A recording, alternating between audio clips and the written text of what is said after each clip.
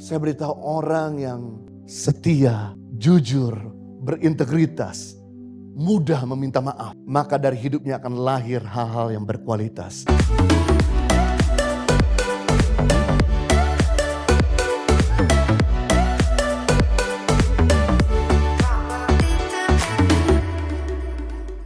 Yang terakhir, bagaimana kita mengembangkan integritas? Setiap hari belajar memberi yang terbaik dalam melaksanakan tanggung jawab. Yang pertama, untuk mengembangkan integritas, belajar untuk selalu berkata tidak kepada nafsu. Yang kedua, syarat untuk kita bisa mengembangkan integritas, rela memikul salib, mengekang emosimu, mengontrol powermu, agar kasih mengalir. Yang ketiga, setiap hari belajar memberi yang terbaik dalam melaksanakan tanggung jawab. Melakukan yang benar sebaik mungkin. Lukas 16 ayat 10 ayat terakhir, barang siapa setia dalam perkara-perkara kecil, ia setia juga dalam perkara-perkara besar. Dan barang siapa tidak benar dalam perkara-perkara kecil, ia tidak benar juga dalam perkara-perkara besar. Wow, jadi integritas itu gak pernah datang secara otomatis. Integritas itu perlu dilatih, mulai dari perkara kecil. Karena kalau kita tidak tulus dalam perkara kecil, maka kita tidak tulus dalam perkara besar. Kalau kita tidak jujur dalam perkara kecil, maka kita tidak jujur dalam perkara besar. Kalau kita tidak benar dalam perkara kecil, maka kita tidak benar dalam perkara besar. Integritas perlu dilatih mulai dari sekarang, bukan nanti tubuh kita udah punya jabatan. Coba dianalisa dari yang ada sekarang. Bagaimana cara Anda memegang uang? Apakah Anda jadi pengelola yang baik atau pengelola yang tidak baik? Saudara, jangan lihat hari ini Yayasan Tangan Pengharapan udah bisa menolong 6.000 anak. Tapi sebelumnya istri saya Henny itu ketika kami mulai menikah, dia mulai catat semua pemasukan dan pengeluaran secara detail. Dia kelola dengan baik.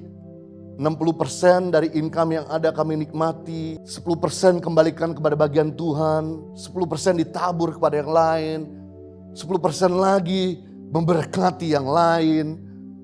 Kemudian 10% lagi ditabung, diinvestasikan.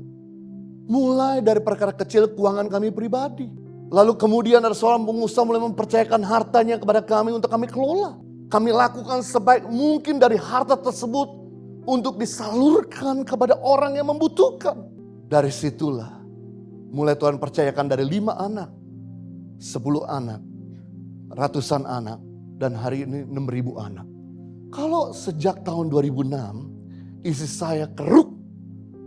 Begitu dapat duit untuk dirinya sendiri, dia tidak pernah kelola untuk nabur bagi orang lain.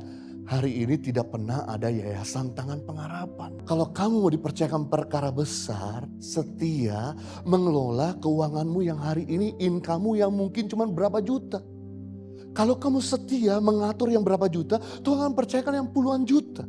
Kalau kamu setia kepada yang puluhan juta, maka kamu akan dipercayakan yang ratusan juta. Kalau kamu setia mengatur yang ratusan juta, Tuhan akan percayakan yang eman, demikian dan selanjutnya. Tolong dianalisa bagaimana cara kamu berdagang. Apakah kamu jadi pedagang yang benar atau pedagang yang gak benar? Jangan sampai barang rusak dibilang barang bagus, barang palsu dibilang barang asli, barang murah dibilang barang mahal.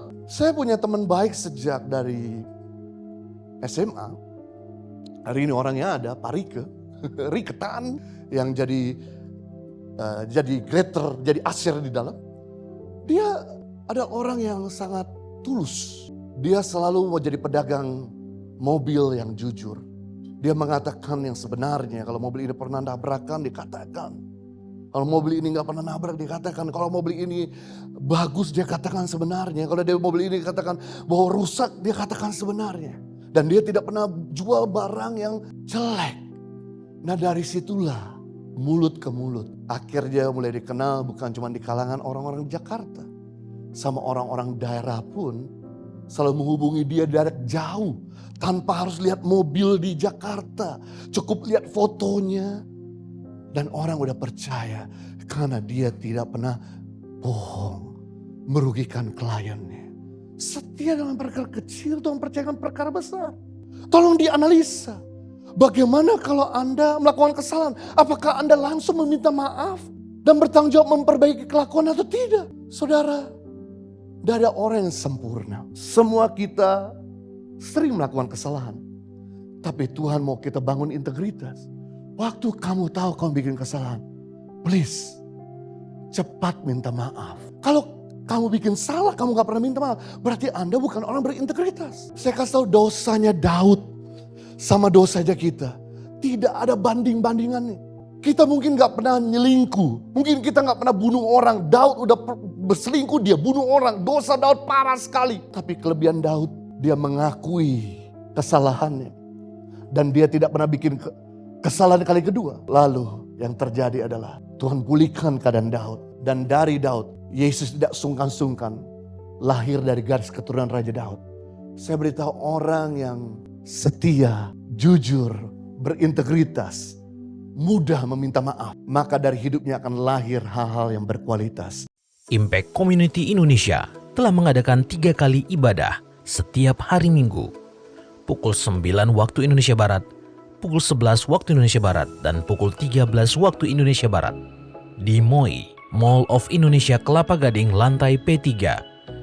Ketiga ibadah disertai ibadah anak dan remaja.